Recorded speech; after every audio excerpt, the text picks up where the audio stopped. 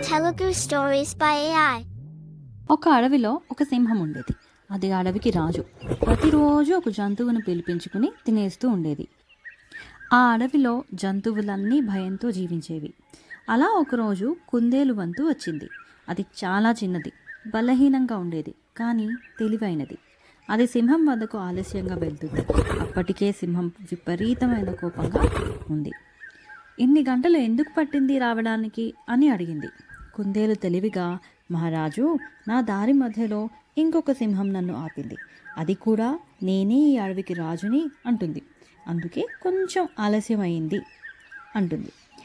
ఆ మాట విన్న సింహం విపరీతంగా కోపంతో, ఎవరది చెప్పు, ఎక్కడుంది ఆ సింహం, నన్ను అక్కడికి తీసుకెళ్ళు అంటుంది. సరే మహారాజు అని కుందేలు అక్కడికి తీసుకెళ్ళింది. ఒక పెద్ద బావిని చూపిస్తూ, అక్కడే ఉంది మహారాజు అంటుంది.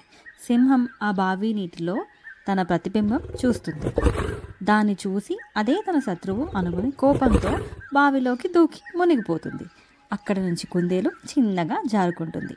అప్పటి నుంచి అడవిలో జంతువులన్నీ ఆనందంగా జీవిస్తాయి.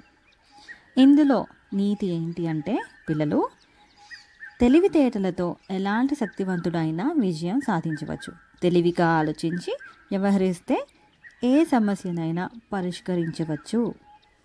Subscribe Shayanti please.